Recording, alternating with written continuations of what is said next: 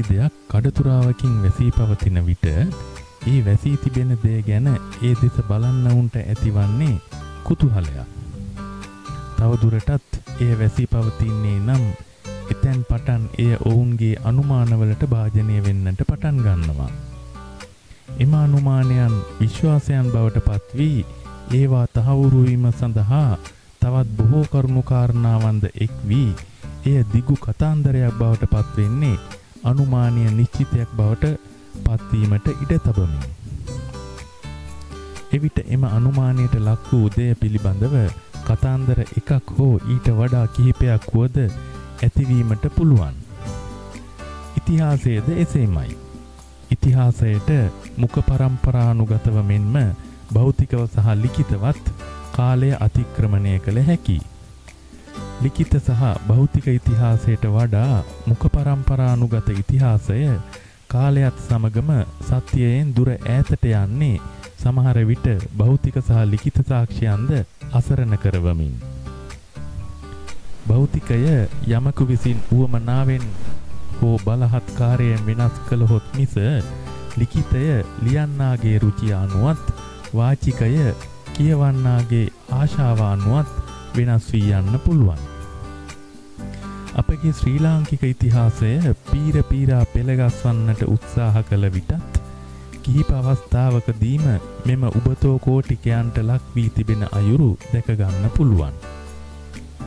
එවිට ඉතිහාසඥයින් කියවන්නන්ට ඔවුන්ගේ විශ්වාසයත් රචකයන්ට ඔවුන්ගේ රුචියත් ඔවුනොවුන් ළඟම තබා ගන්නට ඉඩදී භෞතික සාක්ෂිය මේසය මත තබන්නේ වඩාත් සමීප නිගමනය තර්කය සහ සංසන්දනය තුලින් ගොඩනගා ගැනීමට ඉඩහසර අවකාශ ඉතිරි කරමි. අද අපේ සංචාරයට ඉලක්කගත වන පරිසරයද එවන් වූ අලකලංච විශාල ප්‍රමාණයකට භාජනය වූ තැනක්. ඒ සිංහලයෙන් කිවහොත් ඇත්කුස් වෙහෙර. පාලි භාෂාව එම නාමය වර්ණගන්නේ හත්තිකුච්චි විලසින්. කුරුණෑගල දිස්ත්‍රික්කයේ වන්නි හත්පත්තුවේ මී ඔයෙන් එගොඩ කෝරලේ ගල්ගමුව ආසන්නයේ පිහිටි හත්තිකුච්චි නැතහොත් ඇත්කුස් වෙහෙර එක්තරා කාලයකදී දියුණුවේ හිනි පෙත්තටම නැගගත් සෝභා සෞන්දර්යයෙන් සුර ලොවටත් අභියෝග කළ විහාරාරාම සංකීර්ණයක්. සහස්වත් උපකරණයේ සද්ධාතිස්ස රජතුමාගේ නැගණියකගේ පුතක වූ මහරහත් පුස්සදේව රහතන් වහන්සේගේ පුවත ක්‍රිස්තු පූර්ව 137 කාලයට ඈඳමින් දෙලි කරන කතාන්දරයෙන් පසු පළමු වැනි අග්බෝ, හයවැනි අග්බෝ සහ දප්පුල යන රජවරුන්ගේ නාමයන්ද පසු කාලවලදී ඇත්කුස් වෙහෙර හා ඒකාත්මික වෙනවා. එම කාලයන් වන විට මෙම ස්ථානයේ පැවතී ඇත්තේ වනසෙනසුනක් වශයෙන්. එනමුත් එයින් පසු සංඝබෝධි හෙවත් සිරිසංගබෝ රජු රාජ්‍ය නාමාවලියේ බැස යාමත් සමගම පසු කාලයේ තහවුරු කිරීමට භෞතිකව හා ලිඛිතව ඇති සාක්ෂි දුර්වල වීම හේතුවෙන් ක්‍රිස්තු වර්ෂ 1384 දී වුණු හත්වනගල්ල විහාර වංශය ඇත්කුස් වෙහෙර ඉතිහාසයට අභියෝගයක් එල්ල කරන්නේ ගම්පහ ප්‍රදේශයේ පිහිටි අත්තනගල්ල විහාරය එළියට ගනිමින්. හත්වනගල්ල විහාර වංශය විසින් සිරිසංගබෝ රජතුමා හිස දන් දුන් ස්ථානය ගම්පහ අත්තනගල්ල විහාරස්ථානය ලෙස හඳුන්වා දුන්නත් ඒ හැර අන් කිසිදු සාක්ෂියක් ඒ තහවුරු කරන්නට අත්තනගල්ල සතුව ඇත්තේ නැහැ. ඇත්කුස් වෙහෙර සම්බන්ධයෙන් ගත් කල සිරිසංගබෝ රජතුමා මෙහි සිට යාචකයා හට හිස දන් දුන්නායයි කියන්නට අවාසනාවට එකදු ලිඛිත සාක්ෂියක්වත් ග්‍රන්ථ හෝ සෙල්ලිපි ආකාරයෙන් හමු වී නැතත් සිරිසංගබෝ රජතුමා පිළිබඳව ඉතිහාස ග්‍රන්ථ මගින් දක්වන අනෙකුත් විස්තරත් සමග සසඳන කල එම ස්ථානය ඇත්කුස් වෙහෙර බවට සලකන්නට බොහෝ අවස්ථා තිබෙනවා. ගෝඨාභය කුමරු කැරලිකරුවන් සමග අනුරපුර උතුරු පිවිසුමෙන් නගරයට ඇතුල් වන විට සිරිසංගබෝ රජු දකුණු දොරටුවෙන් නගරය හැර යාමත් යාචකයා ආහාර මුලකුත් රැගෙන අනුරපුරයෙන් උදෑසන පිට වී දහවල් ආහාරය ගන්නා වේලාව වන විට සිරිසංගබෝ රජු සිටින තැනට ළඟා වූවාය යන්නත් ඊට දිරිදෙන තොරතුරු දෙකක්. ඉතින් වර්තමානයේදී බහුතරයක් සාමාන්‍ය ජනතාව සිරිසංගබෝ ඉතිහාසය අත්තනගල්ලා හා ඈඳන්නට කැමති වී සිටියත් ඉතිහාසඥයන් විසින් ඇත්කුස් වෙහෙරේ යම් යම් භෞතිකයන් තවත් තර්ක කිහිපයක් සමග මේසය මත තබා ඇත්තේ සියල්ලන්ටම දර්ශනීය වන පරිද්දෙන්. ඇත්කුස් වෙහෙරේ නෂ්ටාවශේෂ වපසරිය අක්කර 300ක් තරම් වූ ඉතා විශාල ප්‍රමාණයක් වුවත් බහුතරයක් ඇත්තේ වනාන්තරය විසින් ආවරණය කරගෙන. මෙම බිමේ සෙල්ලිපි 60ක් පමණ ඇත්තේ ක්‍රිස්තු පූර්ව 3 වන සියවසේ සිට ක්‍රිස්තු වර්ෂ 10 වන සියවස දක්වා කාල පරාසයන් අතර විහිදෙමින්. කටාරම් කෙටු ගල්ලෙන් අති විශාල ප්‍රමාණයක්ද පැන් පොකුණු විශාල ප්‍රමාණයක්ද මෙම බිමෙහි තැන තැන විසිරී පවතිනවා. දැනට සංචාරකයෙකුට දැකගත හැකි නටබුන් අතර පොහොය ගෙයක්, බුදුමැදුරක්, තෙමහල් ධාතු මන්දිරයක්, වටදාගයක්, විනාශ වූ චෛත්‍යයන් 8ක්, දානශාලාවක්, බිත්තර හැඩයේ ශාලාවක්, පොකුණු 16ක්, ශිලාලිපි සහ ලෙන් කිහිපයක් ඇතුළත්. මෙම ඇත්කුස් වෙහෙර වන සෙනසුනක් ලෙස අප කලින් සඳහන් කළා. මුලදී එය එතරම් ප්‍රසිද්ධ ආරාමයක්ව තිබී නැහැ. සිරිසංගබෝ රජුගේ රාජ්‍ය කාලය අවුරුදු 2ක්. සංගතිස්ස රජුට විශේෂ ජම්බු කවා මැරවීමෙන් පසු ගෝඨාභය රජුගේ ඊළඟ ඉලක්කය වූයේ සංගබෝධි හෙවත් සිරිසංගබෝ රජු. සිරිසංගබෝ රජු සිහසුන අතහැර තනිවම අනුරපුරයෙන් නික්මෙන්නේ ඊට දකුණෙන් වූ ගව් 4ක් දුරින් පිහිටි සෙනසුනක් වෙතයි. ඒ ක්‍රිස්තු වර්ෂ 249 දී. ඒ වන විටත් හත්තිකුච්චිය අප්‍රසිද්ධ වන සෙනසුනක්. නමුත් 5 වන සියවස වන විට ලක්දිව මහා විහාර 4 වශයෙන් පෙළ ගැසෙන්නේ දක්ෂිණගිරිය, මිහින්තලය, හත්තිකුච්චි සහ සිතුල්පව්ව. ඒ වන විට මෙය ඉතා ජනාකීර්ණ සහ ගොඩනැගිලි රාශියකින් යුත් බවුන් වඩන හිමිවරුන් සිය කාර්යය කරගත නොහි අතහැර යන විහාරාරාමයක්.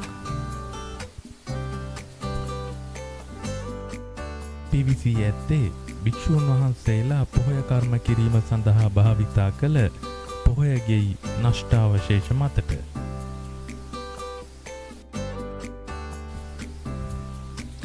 එතැනට මදක් ඔබ්බෙන් දැකගත හැක්කේ අලංකාර පිළිමගයක්. මෙහි විශේෂත්වයන් කිහිපයක්ම තිබෙනවා. පිළිමගේ උස්මට්ටම් 2කටයි නිමවා ඇත්තේ. පිළිමගේට පිවිසෙන පියගැට පෙළ මතට පිවිසෙන විට දෙපස මනාව කැටයම් කළ ගල් පුවරු 2ක්.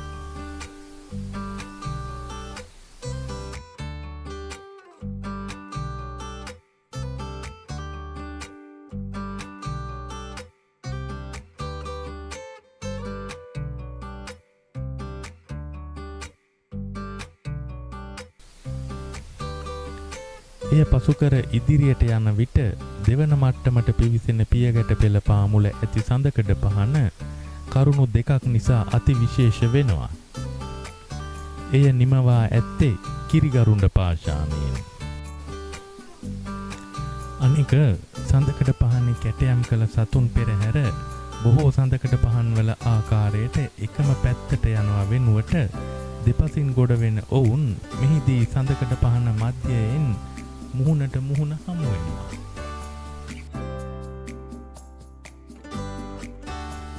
මේ පිළිම වහන්සේ තැන්පත් කර තිබූ වේදිකාව. එහි ස්වරූපය අනුව මෙහි තිබූ පිළිම වහන්සේ බොහෝ විට හිටි පිළිම වහන්සේ නමක් විය හැකියි.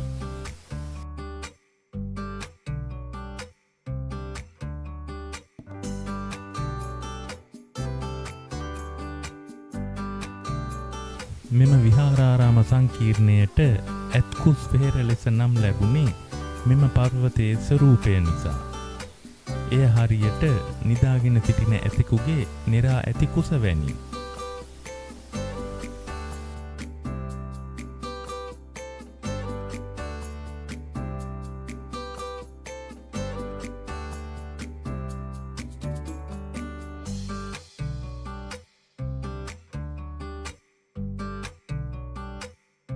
මේ පර්වතයේ මතුපිට හොඳින් නිරීක්ෂණය කළහොත් ඒ මතුපිට පාමුල සිට ඉහළටම තැනින් තැන කොටා ඇති සෙල්ලිපි බොහෝ ගණනක් දැකගත හැකියි.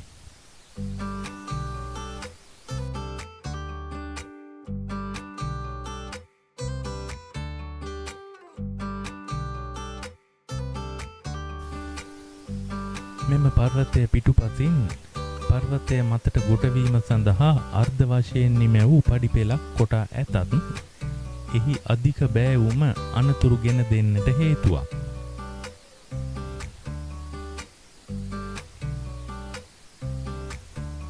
මෙහි මුදුනත නටබුන්ව ගිය චෛත්‍යයක් දැකගත හැකියි.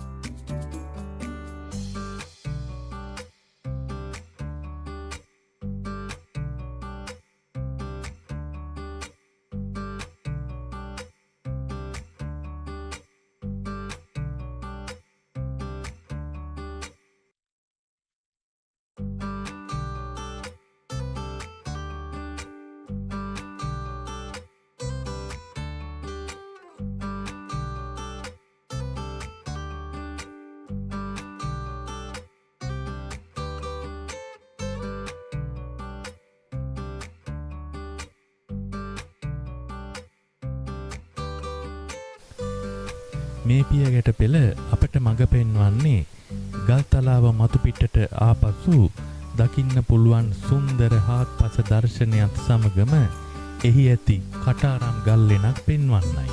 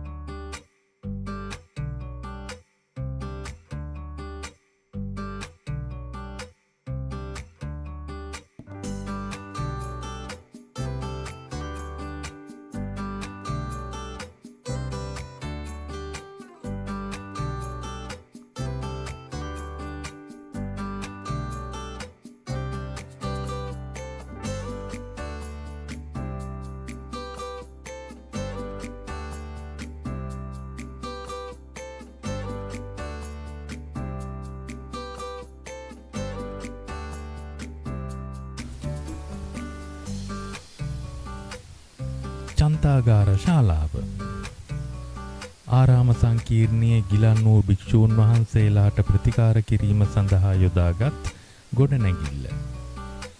භික්ෂූන් වහන්සේලා බහා තැබූ බෙහෙත් ඔරුවක් සහ බෙහෙත් ඇඹරීම සඳහා භාවිතා කළ පාෂාණමය ඇඹරුම් යන්ත්‍රද එහි තවමත් සුරැකී තියෙනවා.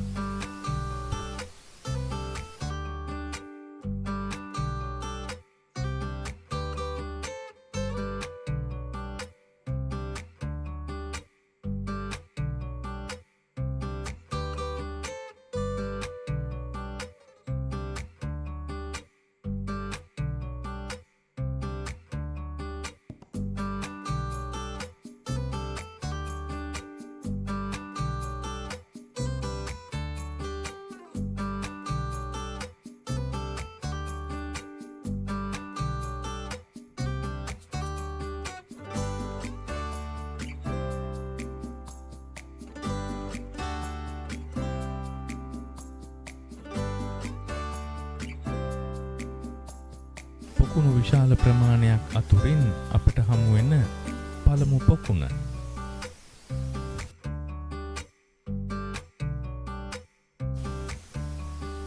ස්නානය සඳහා පොකුණට බැසීමට යොදාගත් පඩි පෙළ තවමත් නිරුපද්‍රිතව තිබෙනවා.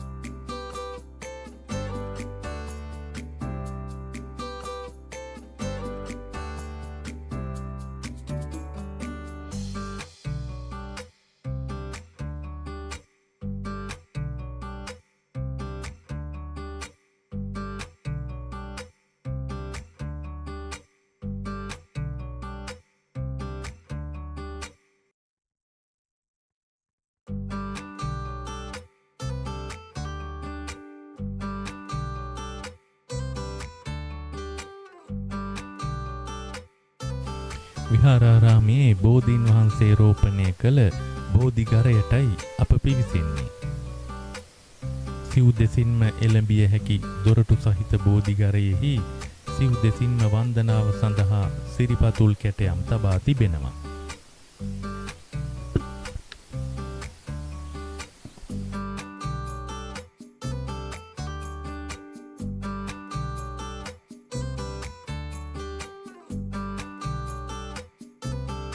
ඉන් ඔබෙහි ඇත්තේ සංරක්ෂණය කරන ලද චෛත්‍යයක නටබුන්. මෙම චෛත්‍යය සිරිසංගබෝ රජුගේ කවන්දය දැවීමෙන් පසු ඉතිරි වූ අලුතැන්පත් කර ගොඩනගා ඇති බවටත් මතපල වී තියෙනවා.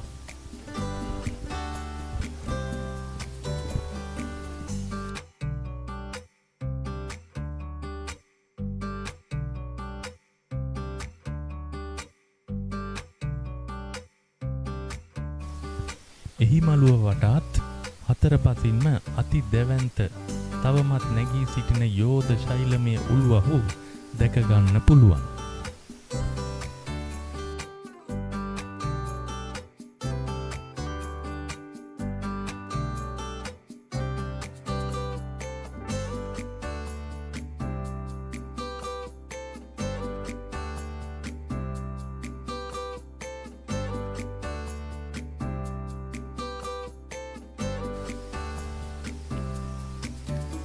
මේ අනුරාධපුර යුගය මහනුවර යුගයෙන් අවසන් කරන නිර්මාණය.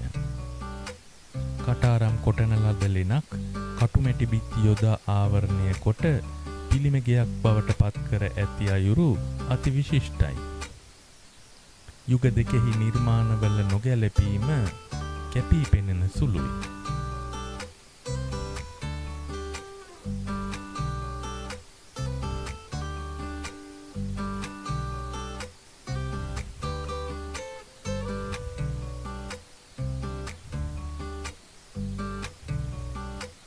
විහාරයේ තුලට ආලෝකය ගලා එන්නට තබා ඇති කවුළු එහි කාර්යය බොහෝ අලස ලෙසිනුයි සිදු කරන්නේ.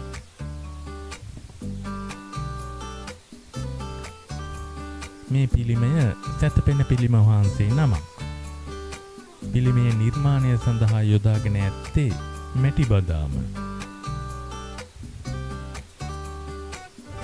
මැටි බිත්ති මත සුණු පිරියම් කර ඇතත් දැනට ශේෂව ඇත්තේ ඉතා කුඩා තැන් කිහිපයක පමණයි.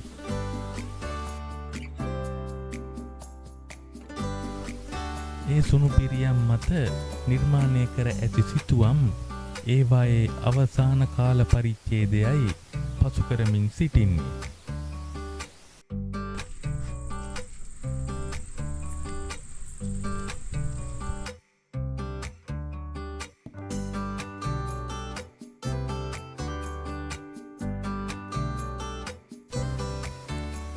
ඕනෑම ටොන් ප්‍රමාණයක් ගෙන යා හැකි පාලම් අදටත් නිරුපද්‍රිතයි.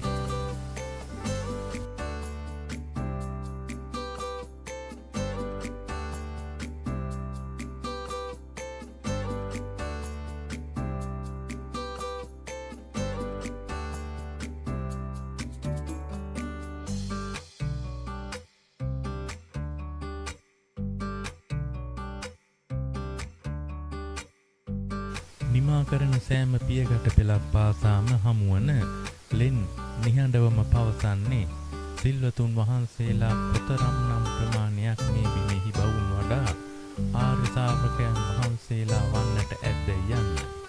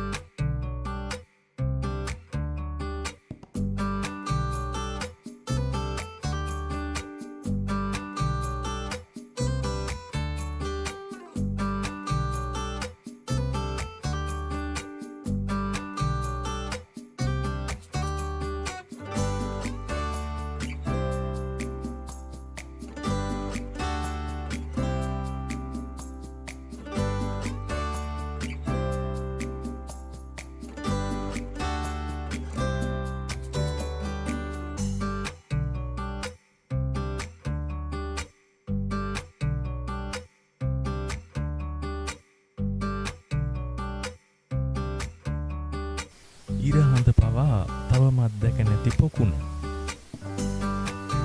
මෙන්න තුල ඇති පොකුණෙහි ජලය කිසි දිනක සිඳී ගොස් නැති බවත්, එහි ගැඹුර අඩි 18ක් පමණ වන බවත් ප්‍රකාශිතයි.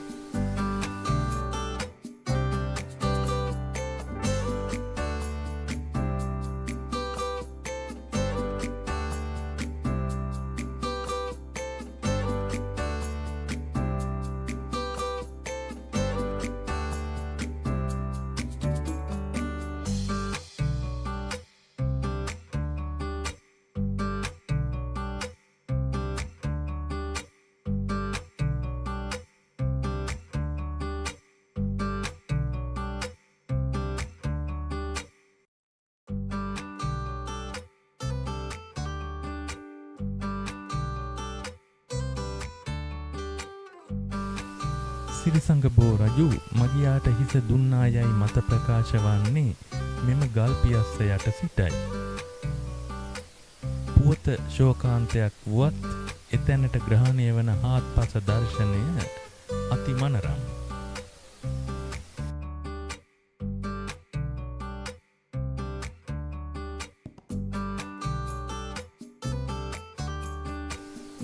සියවස් ගණනාවක් පුරා භාවනානුයෝගී වී ප්‍රහාණය කරගන්නා ක්ලේශයන්ට අනුව මාර්ගඵල ලබාගත් උතුමන් බොහෝ ගණනක් මෙහි රැකවරණය ලබන්නට ඇති. සිරිසංගබෝ රජුගේ කිස දන් දීමේ පුවතක් සමග සිරිලක දසත ජනයා මෙහි පොදි කන්නට වීමෙන් දිගත පතල වූ ඇත්කුස් වෙහෙර ජනයාගෙන් පිරිපිරී යද්දී තම කෙලෙස් දැවීමේ කාර්යය හරිහැටි කරගන්නට ඉඩහසර නොලද භාවනානුයෝගී භික්ෂූන් වහන්සේලාගෙන් මේ බිම ක්‍රමක්‍රමයෙන් හීන වී යන්නට ඇති. කාලිංගමාග චන්ද්‍රභානු වැන්නන්ගේ ශාපයන්ට මෙම ආයතන ගොදුරු වීමෙන් පසු කලකදී ජනී ජනයාගේ පැමිණීමද හීන වී යන්නට ඇත්තේ එක්තරා කාල පරිච්ඡේදයක් කාලයේ කඩතුරාවෙන් ආවරණය කරමින්.